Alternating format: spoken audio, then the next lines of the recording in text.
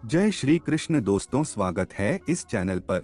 दोस्तों, मांसाहार पुण्य है या पाप, इसके संदर्भ में आज इस वीडियो में हम आपको एक कथा सुनाएंगे। यह बात उन दिनों की है जब भगवान श्री कृष्ण अपने बालपन में थे। एक बार जब श्री कृष्ण एक पेड़ के नीचे बैठे बांसुरी बजा रहे थे, उसी तरह एक हिरन दौड़ता चला आया और उनके पीछे जाकर छुप गया। वो हिरन बहुत ही घबराए हुआ था। भगवान श्री कृष्ण ने उसके सिर पर हाथ फेरते हुए कहा, क्या हुआ, तुम क्यों छुप रहे हो? उसका पीछा करते हुए एक शिकारी भी वहां आ पहुंचा और बोला, यह मेरा शिकार है, इसे मुझे दे दो, इस पर मेरा अधिकार है। तब भगवान श्री कृष्णा बोले, हर जीवित जीव पर उसका खुद का अधिकार होता है, ना कि किसी का। तब वह शिकारी क्रोध में बोला, यह मेरा शिकार है, इसे मैं पकाकर मैं खाऊंगा। तब भगवान श्री कृष्ण बोले, किसी भी जीव को मारकर खाना पाप की श्रेणी में आता है। क्या तुम पाप के भागी बनना चाहते हो? मांसाहार पुण्य है या पाप, क्या तुम धर्म को नहीं जानते? तब वह शिकारी बोला, मैं तुम्हारे जितना शिक्षित तो नहीं कि यह जानूं कि मांसाहार पुण्य है या पाप, पर मैं यह जानता हूँ कि जीव को मारकर खाना, इसमें कोई हर्ज नहीं। मांसाहार से तो एक तो वह जीव को जीव बंधन से मुक्त कर रहा है, फिर क्यों मांसाहार से मना किया जाता है? मांसाहारी होने को क्यों नहीं कहा जाता? वैसे भी मैं इसको मारकर नीच योनि से मुक्ति दिलाकर पुण्य ही कमा रहा हूँ, फिर इस पर पाबंदी क्यों? इसे तो प्रोत्साहित करना चाहिए। जहाँ तक मैंने सुना है जी, हत्या तो शास्त्रों में भी बताया गया है। राजा लोग शिकार किया करते थे। ऐसे तमाम तर्क देते हुए श्री कृष्ण से पूछा कि फिर क्यों यह मांसाहार गलत है और पाप की श्रेणी में आता है? आप ही बताइए, मांसाहार पुण्य है या पाप? भगवान श्री कृष्ण समझ गए कि इसकी बुद्धि मांस खाने के कारण तामसिक हो गई है और उसने सोचने और समझना की बुद्धि भी खो दी है। फिर भगवान श्री कृष्णा बोले, इस अंतहीन विषय पर पहले मैं कोई राय नहीं दूंगा। मेरी इस छोटी सी कथा सुनने के बाद तुम ही उत्तर देना कि मांसाहार पुण्य है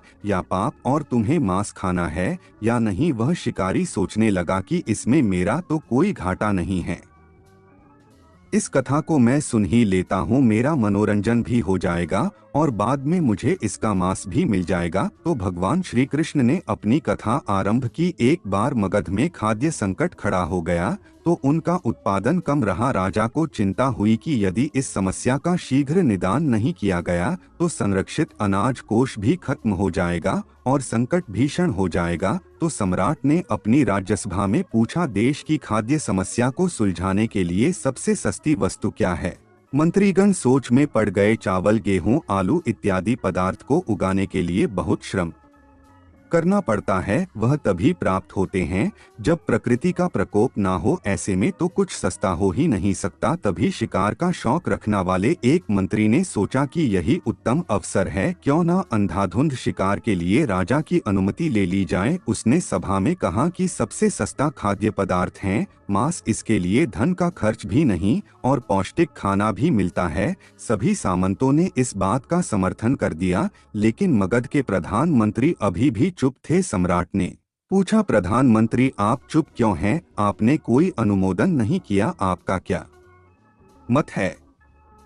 प्रधानमंत्री ने कहा, मैं यह नहीं मानता कि यह कथन सही है कि मांस सबसे सस्ता पदार्थ है, फिर भी इस विषय पर मैं अपने विचार आपके सामने कल रखूंगा। प्रधानमंत्री इस रात मांसाहार का प्रस्ताव रखने वाले सामंत के घर पहुंचे। सामंत ने इतनी देर रात प्रधानमंत्री को अपने घर आया देखा तो वह घबरा गया। किसी अनिष्ट की आशंका से वह कांप गया। प्रधानमंत्री ने कहा, संध्या को महाराज बीमार हो गए, उनकी हालात बहुत ही खराब है। राजवैद्य ने कहा है कि किसी शक्तिशाली देह का 2 तोला मांस मिल जाए तो राजा के प्राण बचाए जा सकते हैं। आप महाराज के सबसे विश्वास पात्र हैं, इसीलिए आपसे योग्य कौन होगा? इसके लिए आप जो भी मूल्य लेना चाहे ले सकते हैं। आप कहें तो इस काम के लिए मैं आपको 1 लाख स्वर्ण मुद्रा भी दे सकता हूँ, एक बड़ी जागीर भी आप मांग सकते हैं। बस आप अपनी इच्छा कहें, मैं कटार से आपके हृदय को चीरकर बस 2 तोला मांस निकाल लूंगा। यह सुनकर सामंत के चेहरे का रंग फीका पड़ गया। वह सोचने लगा, जब जीवन ही नहीं रहेगा तो लाख स्वर्ण मुद्राओं से मैं क्या करूंगा और बड़ी जागीर भी किस काम आएगी। वह झटपट अंदर भागा और अपनी तिजोरी से 1 लाख स्वर्ण मुद्रा लेकर आया।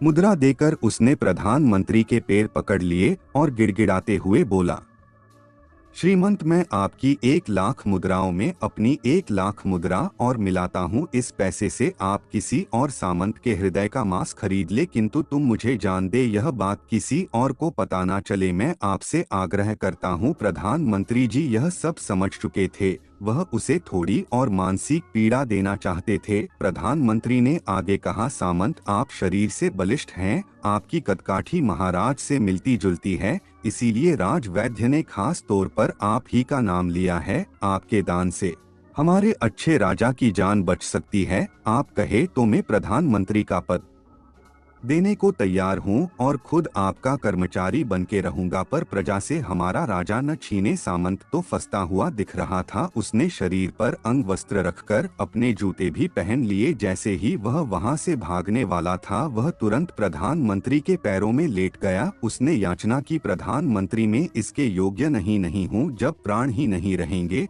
तो प्रधानमंत्री पद का या राजा का सिंहासन भी मिल जाए तो मैं उसका क्या करूँगा। आप चाहे तो मेरा सब कुछ ले पर मेरे प्राण ना लेने।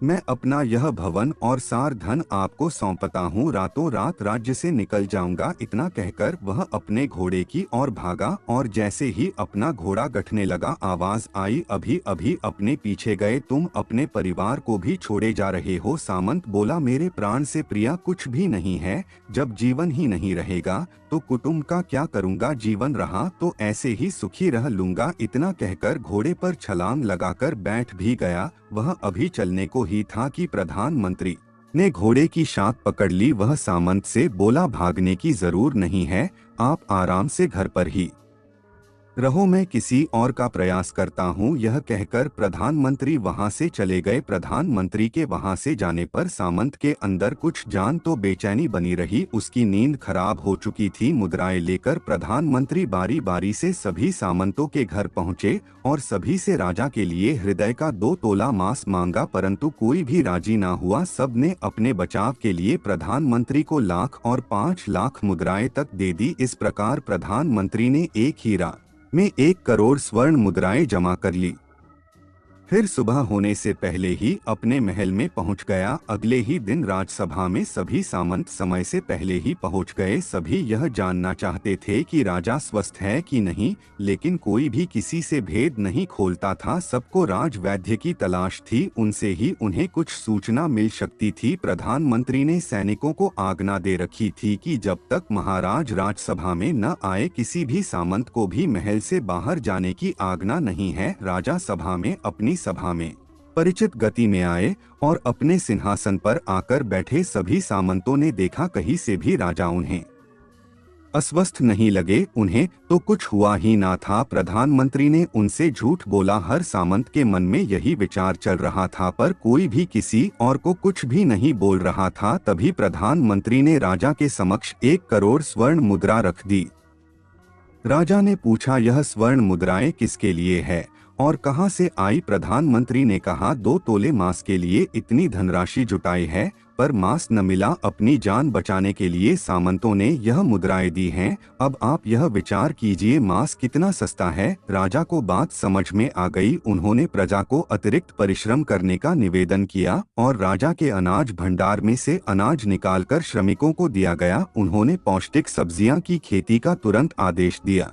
वह 1 करोड़ स्वर्ण मुद्राएं इसी कार्य के लिए और श्रमिकों के कल्याण के लिए खर्च की गई। ऐसे साग सब्जी तेजी से उगी, जिससे प्रजा का कल्याण भी हुआ और पौष्टिकता भी मिली। कुछ समय बाद मौसम अनुकूल हुआ और खेती लहलहाने लगी। इस प्रकार राज्य से खाद्य संकट दूर हुआ। तो मित्रों, जीवन का यह मूल्य भगवान श्री कृष्ण हमें इस कथा के जरिए समझना चाहते हैं कि हम यह न भूले कि जिस तरह हमें अपनी जान प्यारी है, इस तरह सभी जीव को अपनी जान प्रिय होती है। अपने दिल से जाने पराई दिल का हाल। यदि संसार के संबंधों से मुक्त करने का तर्क सही है, यदि जीव हत्या जीव को संसार बंधन से मुक्त करने का तरीका है, तो अत्याचारी द्वारा किया गया नरसंहार भी मान्य है। वह भी यह तर्क दे सकते हैं कि वह लोग जीवन के कष्ट से आप लोगों को मुक्त कर रहे हैं। अगर उसके लिए वह जीवन बोझ होता तो कभी भी अपनी जान बचाने के लिए संघर्ष नहीं करता, आपसे भागता नहीं। जो आपके सामने असहाय हो जाता है उसे प्राण गंवाने पड़ते हैं। जिन जीवों को मारकर आप खा रहे हैं उन्हें तो प्राण बचाने का अवसर भी नहीं मिलता। बर्बरता सिर्फ वही नहीं है जहां सिर्फ मानव का रक्त बहता है, बर्बरता उसे भी कही जाती है जहां स्वार्थ के लिए किसी जीव की हत्या कर दी जाए। हम अंत समय में जिंदगी भर के पापों के लिए जिंदगी भर सुकर्म करने की कोशिश करते हैं, परंतु हम यह भूल जाते हैं कि जब वह जीव हमारे लिए काटा गया और हमारे लिए तड़पा, उसका श्राप हमें इस जीवन में ही नहीं बल्कि अगले जीवन तक नहीं छोड़ता। परमात्मा से यह ज्ञान पाकर शिकारी परिपूर्ण हो गया और उसे ज्ञान की प्राप्ति हो गई और वह जान गया महानता जीवन लेने में नहीं बल्कि जीवन देने में है। शिकारी भगवान के आगे हाथ जोड़कर वहां से चला गया और उसने कसम खा ली कि वह अपने संपूर्ण जीवन में किसी को भी कभी चोट नहीं पहुंचाएगा। तो दोस्तों, कैसी लगी आपको हमारी यह वीडियो? अपना सुझाव हमें कमेंट में अवश्य लिखें और अभी तक चैनल को सब्सक्राइब नहीं किया है तो चैनल को सब्सक्राइब अवश्य करना। जय श्री कृष्ण।